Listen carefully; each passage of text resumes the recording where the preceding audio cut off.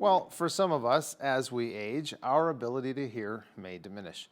Naturally, this can cause new challenges for us. Of course, sometimes hearing loss can even happen in children. What are the symptoms and what are the solutions? Well, today's guest has some answers for us. Mitchell Harris is an audiologist with Hearing Life here in Lethbridge. Good to have you with us, Mitchell. Good to be here. Thanks for having me.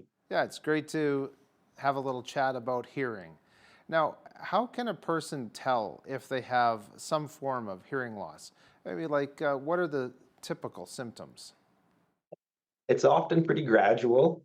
You know, Sometimes you might have something where you wake up and you're not hearing what you feel like you should, but more often it's just it might be people around you that are feeling like, they're having to repeat more often, or they're just not very clear, or people are mumbling a little bit more. Sometimes you're mistaking words, so you're having a conversation that's different than the person you're talking to.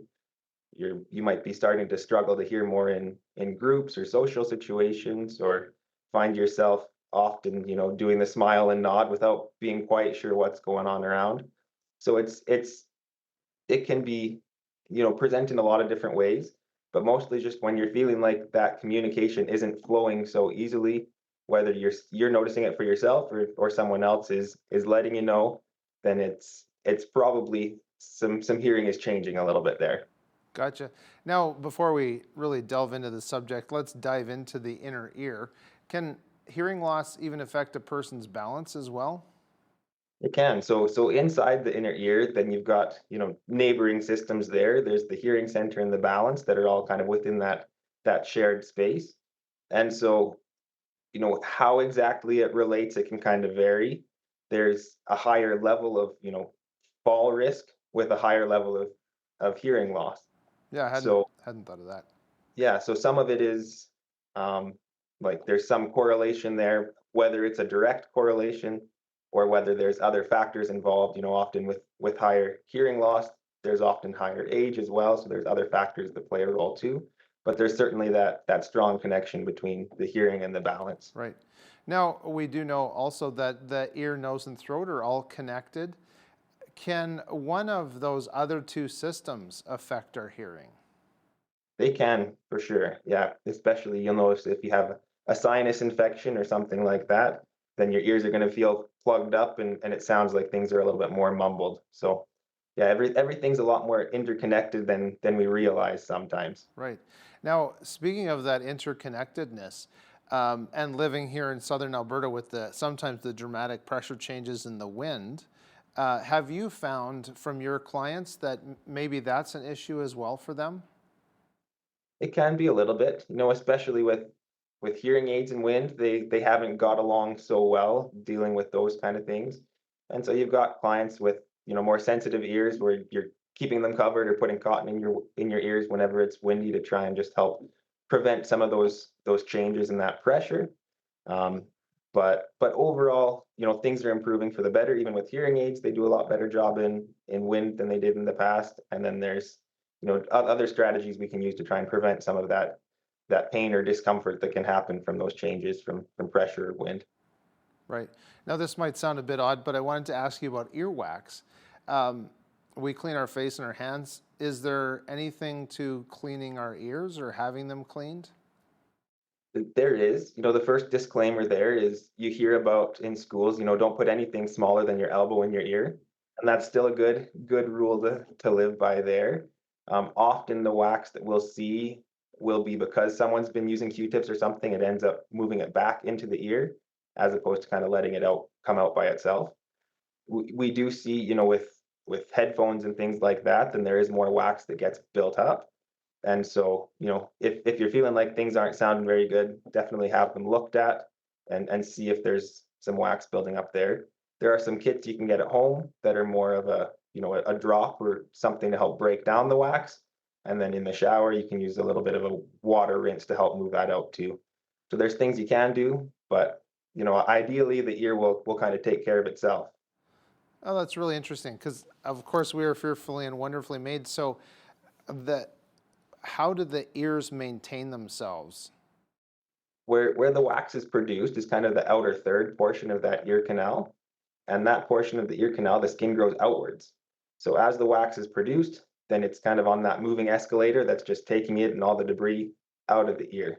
So ideally, after you shower, you could just use a tissue and wipe the outside of your ear, and that would just take that as it moves it on out. But Well, okay. Well, I appreciate that. As mundane as it might sound, it's very interesting to hear that it sounds like our ears are almost made to be a self-contained, self-maintenance system. Would you agree with that? for sure, yeah. Right.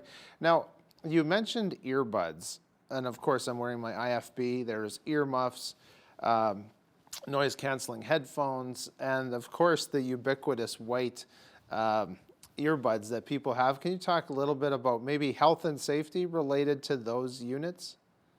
Yeah. So it's definitely an interesting world we live in when it comes to putting something in your ears. It's getting more and more common to see those in as opposed to see them out. And so you're just wanting to make sure you're trying to keep that at a safe level.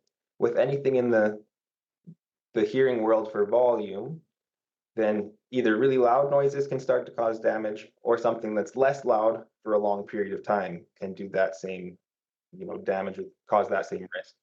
So with those, headphones, things in your ear, you're wanting to make sure it's at a safe, comfortable volume. You're not cranking it up all the time, and then just make sure that you're not, having them in 24/7 if you can avoid it. Right. And I'm sure that if people will realize their ears are starting to hurt a little bit, probably a personal indicator to turn that audio down or just take them out and give your ears a break for a bit. For sure, yeah. And with a lot of new technology, they have some warnings built in that'll tell you, you're exceeding this volume, and you have to kind of confirm it before you can go up. So if you do see those warnings, turn it down a Yeah, little bit. pay attention, right? Now, I want to ask you about children and their ear health. Now, the little ones may not realize that they have a hearing problem. So, what should parents be on the lookout for? In Alberta, we've got an infant hearing screening program, which is really good. So then make sure when you do have an infant to go to those appointments and get those checked. That helps catch a lot of those, newborn hearing problems there. But then also as they get older, then those hearing aid problems can arise that might not have been there before. So often things you're looking for is, changes in behavior. So they might get more withdrawn or frustrated and feel like they're not, participating in the same way. Looking for those speech and language milestones, and if they're delayed that way, then that's a good indicator that hearing might play a role there. You might have them mispronouncing words or mishearing words, especially when they're really little. Then you're looking for things like having them, not react to loud sounds. So if, big brother's beside them and is banging on pots and they're not responding at all, then it's probably not that they're just used to that. It's probably that they're not hearing that sound come through. Yeah, that makes a lot of sense. Some telltale signs, so to speak, to see how the child's reacting as they're growing. So, another question for us adults and parents, of course.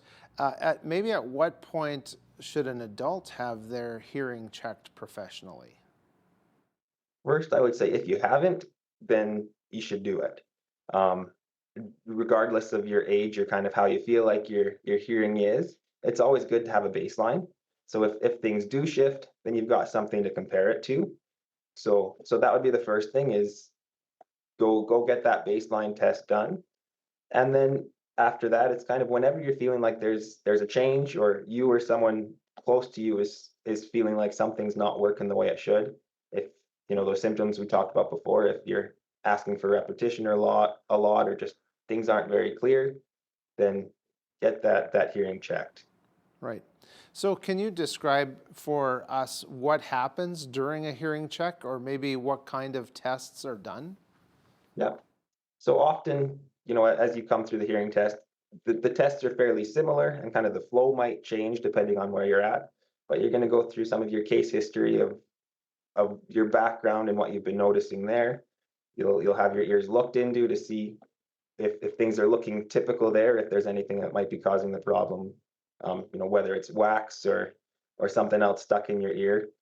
They'll do a few measurements on your ear to see how well kind of how well the sound is getting through the middle ear space, if there's pressure or fluid that's um, causing some hearing loss there, and how well those inner hearing hair cells are responding to the sound.